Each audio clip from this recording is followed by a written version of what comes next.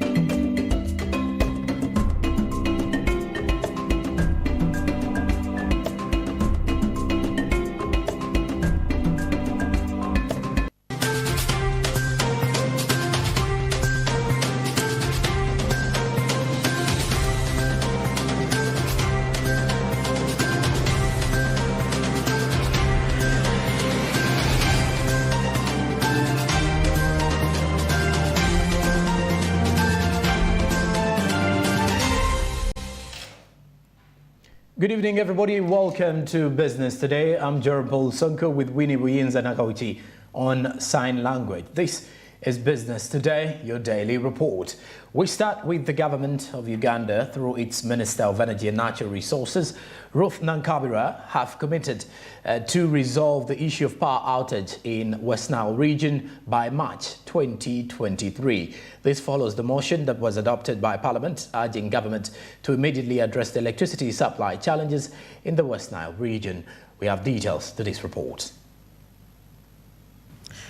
The Committee on Natural Resources hosted a meet of issues from the Ministry of Energy, Electricity Regulatory Authority, Electromax and WENRECO, and all these were led by Minister Ruth Nankabira to iron out issues of power in the West Nile region. The minister has told the members of parliament that she needs a budget of 232 billion shillings to complete connecting West Nile to the national grid and believes that by March 2023, this will be complete. Nyagak 3 told me that they wanted 22 billion shillings. The good thing is that 22 billion shillings was put in the budget, but we're just requesting for early release of this money because we were supposed to commission Nyagak 3 this year in October. Unfortunately, we are unable to do so because we've not procured the turbines which are made from India. They have to be ordered for and flown in. So the money they need urgently is 22 billion shillings. According to the members of parliament, West Nile region, the government has constructed dams without distributing power, and these outages have disorganized the region's health and business sectors, which has risked their positions as members of parliament since their voters demand power from them. Actually, it's not the whole of northern region, but it is West Nile. West Nile, that is Arua, Zombo, Pakwachi, Ajumani, that is the Rugubara side, that is West Nile. They had issues of the power, the inconsistency in power supply, and we are saying that their power is on and off. So that has led to their business being down. And then, of course, their electrical appliances, they are being spoiled. So it is sparked off a raffle here in Parliament to the extent that the Speaker had to summon the Committee of Natural Resources to go to West Nile. According to the members of the committee, the issue of the West Nile has taken longer as soon as it should be cleared because people's livelihoods depend on power, and that government should be practical this time around. There is also now the problem of the transmission lines to the main grid, which has also not been completed. The third issue is the thermal capacity. The power that is generated by Electromax has also been insufficient because of now the issues which they mentioned of fuel shortages. So I think that there is now commitment from government. The minister has assured us that by March 2023, the West Nile will be on the main grid. We just want government to be committed towards that because power is a very big factor of production. It can boost industries in that part of the region. And when the industries come, they are able to generate jobs. So we want government to prioritize. You cannot have a whole region struggling with power. A region as West Nile, that is towards the border of Uganda and Southern Sudan, and they have a route towards Congo.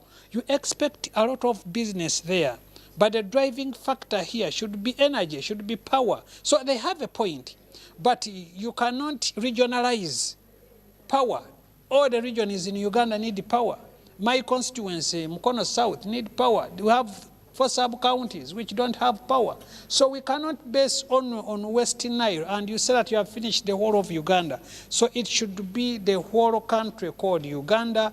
In all areas of Uganda, people need power. And I think the government should come up with a clear policy whereby power should be distributed to all parts of Uganda. Because right now, power, electricity is a driving factor to development. You cannot talk about parish development model when people don't have power.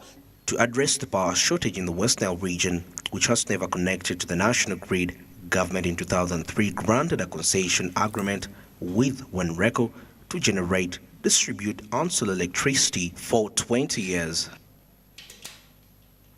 All right, now away from that, we look at the milk supply chain in the country.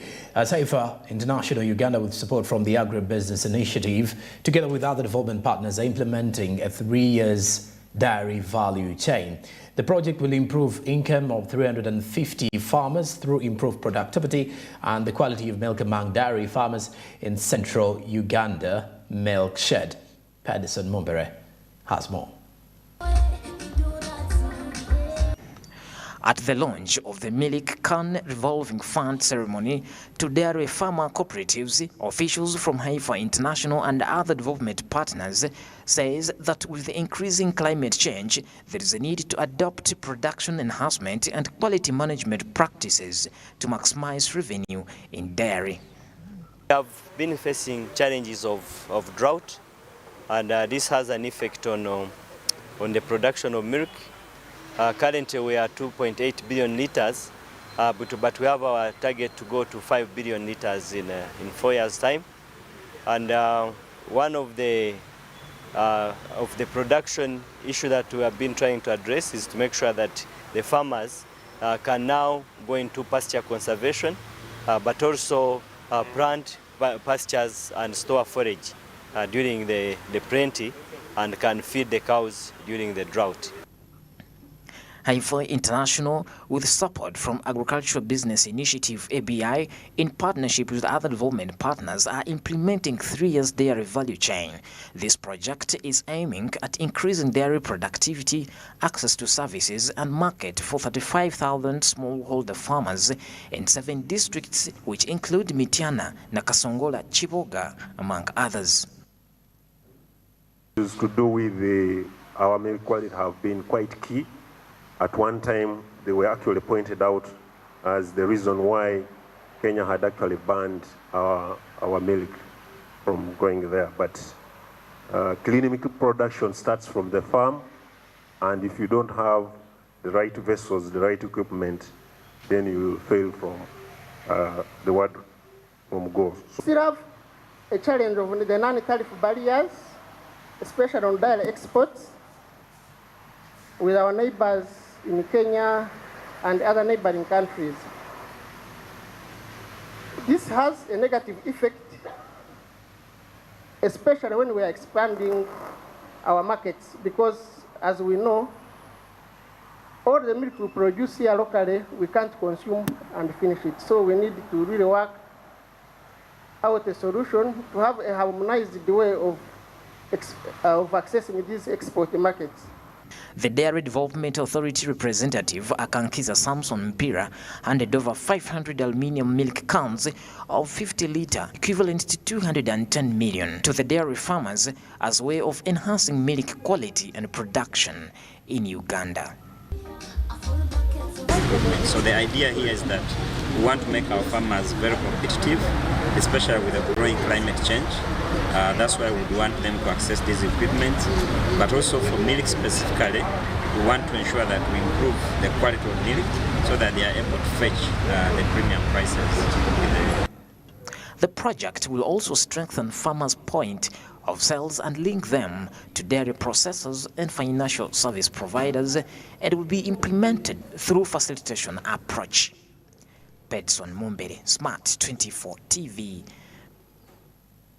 All right, now on to the COSASE and Uganda Airlines diaries once more, as the enterprises has summoned, this is COSASE Summit, as the COSASE committee has summoned the chief executives and the officer of the Uganda Airlines, Jennifer Bamturaki, and her team to appear in the committee tomorrow without fail. The members of parliament threatened to issue warrant of arrest.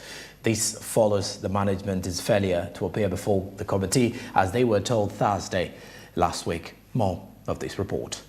On its installation in August 28, 2019, Uganda Airlines was the talk and pride of the nation. Unfortunately, since its launch, Uganda's airline has only been making losses, according to the Auditor General's report. The committee of COSASE had held meetings with the management of the airline to find a solution on the ongoing issues surrounding the airline. However, today's meeting with the same management has not taken place due to the failure of the airline's management to show up, which has upset members of the committee. The team was here on Thursday. The letter is talking about pre-planned engagements. The first question is why this was not communicated last week. Number two, you have already asked. He said the letter was drafted by the CEO, but the letter was signed by him. Why did the CEO sign the letter herself? The airline's management delivered the letter to the committee through its quality manager, Kalisa Michael, explaining why they were not able to show up, but this did not go well with the members of parliament. They're supposed to take off at a particular time and all of that, you know. You schedule everything with you for last week, but you're informing us now and you're saying it's because we are still trying to reschedule. I don't understand how you people expect us to take you because yes.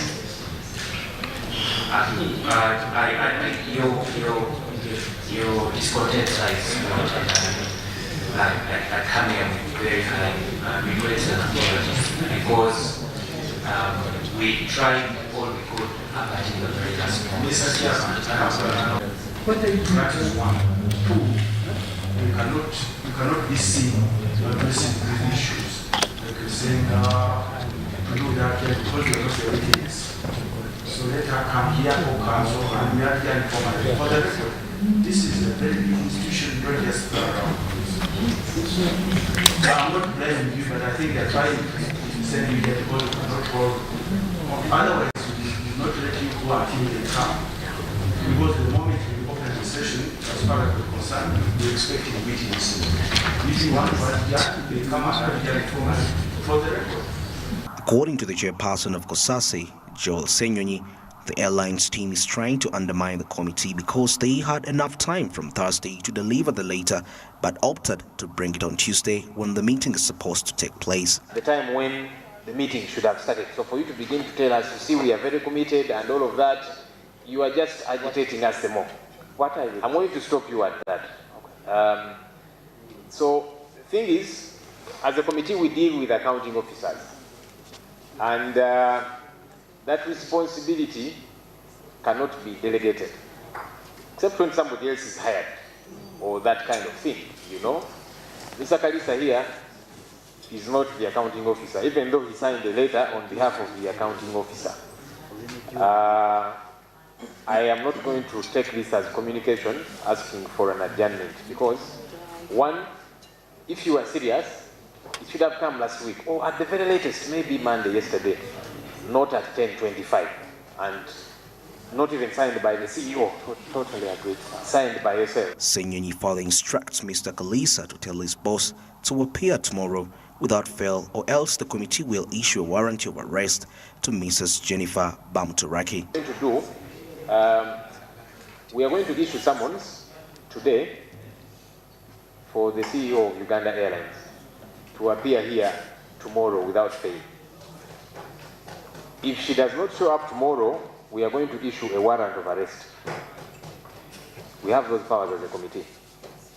And so, it is within, it's for her own good to show up tomorrow, because we are going to issue those summons today, right after here, for her to show up tomorrow. And then we can listen to whatever she wants to tell us. I don't regard this as communication, because one, the letter has been signed by you, not the CEO, and two, we don't count it as proper communication, because if you were to want to ask for an extension, you don't ask for it when the meeting is already ongoing. That should have come earlier. So I don't regard this at all. So she had better show up tomorrow. We're going to issue those summons today, right after here. If she does not show up tomorrow, then we shall issue a warrant of arrest for police to arrest her from wherever she is and bring her here. The committee has also noticed that the board of Uganda Airlines wants the issues of the Uganda Airlines discussed without the media, something which the committee has opposed to since the airlines is a public entity and not under classified expenditure. It should be noted that the first year of the airline, it made a loss of 102 billion Ugandan shillings. The second year, it made a loss of 164 billion and 232 billion loss in the third year. All right, now still with the aviation sector, now we look at the Airlines Association Summit. Uganda boasts of great pleasure to host the African Airlines Association Summit in November 2023, where the big players in the aviation industry will meet. The Minister of Works and Transport, together with the CEO of Uganda Airlines, have met with Abdurrahman Betha, who is AFRA's secretary. The meeting will focus on strategic cooperation in areas that accelerate African air transport. AFRA's secretary is the secretary to the African Airlines Association Summit. Let's have more of these details. Honorable Excellency Secretary General, this is Ugandan coffee, grown, made, packed in Uganda. Yes. Thank you very much. Uganda is set to host the 55th African Airlines Association Annual General Assembly slated for November 2023. Abdurrahman Betha, Africa Airlines Association Secretary General, arrived in Uganda to confirm the decision to hold the AFRA's General Summit. General Katumba Wamala, the Minister of Works and Transport, says their target is not only to see that the airline is making profit, but also to increase the strategic development of key sectors in the country, including tourism. To ask questions, is airline industry profitable on the continent? For some of us, it's not all about profit. It's about service, it's about connectivity, it's about promoting trade, it's about promoting tourism. Which, yes, the airline itself may not make money, but it can help other sectors of the economy to make money for the nation. And the contribution to GDP. Exactly. And I don't know whether you've been following some arguments about us not making profit. Yes, we are not yet there. And it's very good that we are not alone yet. We are not alone. Not at all. But the comforting thing is we are not going under. We are among the African airlines who are proudly keeping the skies service. The Secretary General Abdurrahman commended the hospitality and encouraged Ugandan Airlines that it will soon be able to make profit as soon as it gets done with the reimbursement of COVID-19. You expect the profitability in 5 years, not before. Because as I said, you need to invest. You need to build a network to have customers' loyalty to an airline. It takes time. And also, you have competitors. When you start, it's not anti-market. You just come and you take the market shares. You need to take the market shares. Usually it's 5 years. Knowing that 2020, 2021, and 2022, as I said, were impacted by the COVID-19 at a time, because Uganda Airlines started in 2019, just after the COVID in August. You see, it has impacted all airlines. It impacts more an airline which is starting. So, making profitability in normal situation, it's 5 years. So with the COVID, it can be even, to be honest, it can be even 7 years, for example.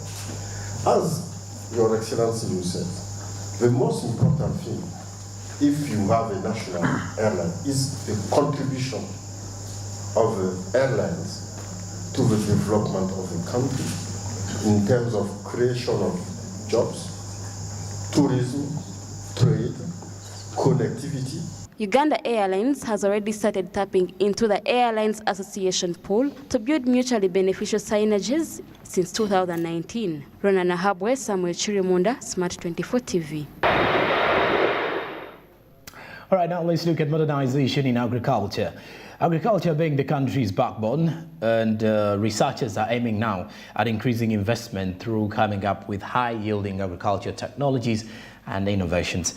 Through technology, farmers are now opting for solar pump technologies to curb the persisting challenges of drought. Naomi Mutumba reports. Agriculture is faced with a lot of challenges that require appropriate technologies to overcome and open up the potential of smallholder farmers. One of the challenges is producing sufficient food to feed a rapidly growing population when most of the food crops are steadily reducing due to the prolonged drought in different parts of the country. However, researchers have innovated the use of a 4.5 million solar irrigation system to solve this problem. The system has also enabled young farmers to dig deep in agriculture. We want to overcome the problem of drought.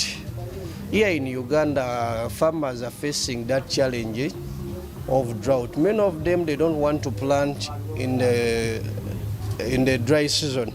They just need to wait. They need to wait until rain comes after they plant. But when they do such, they don't earn.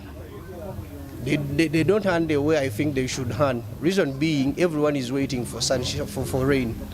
At this moment, when you use solar in this drought season to extract water down, then you pump it into crops, I think you can get money in one way or the other. Before I got this system, is that we used to wait for the rain, and the rain would take a bit time to rain, so our crops could dry out. They could actually don't look healthy. But since we got this solar irrigation system, our crops are now growing on a higher yield.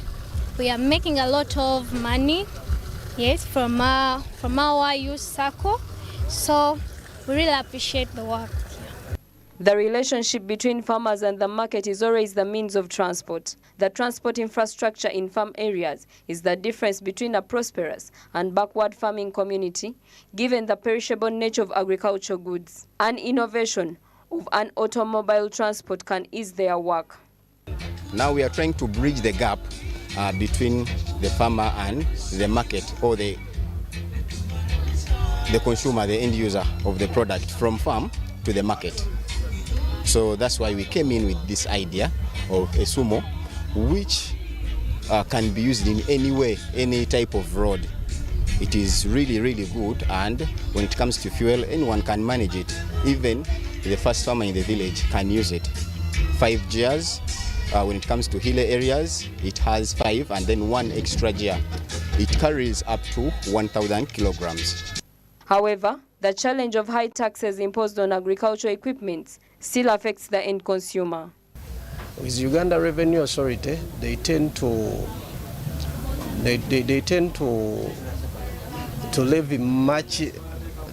levy higher taxes on such machines that are used in agriculture. When they levy high taxes on such machines, it forces us to hike the prices so that we can get something from this business. That's why you might find a solar system that could cost around 2 point something. You end up selling it at 4.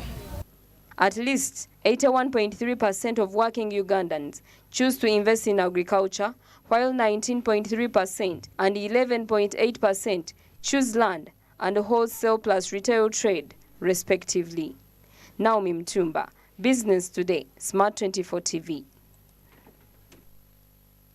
Takes a break. We return with more stories. Keep it Smart 24.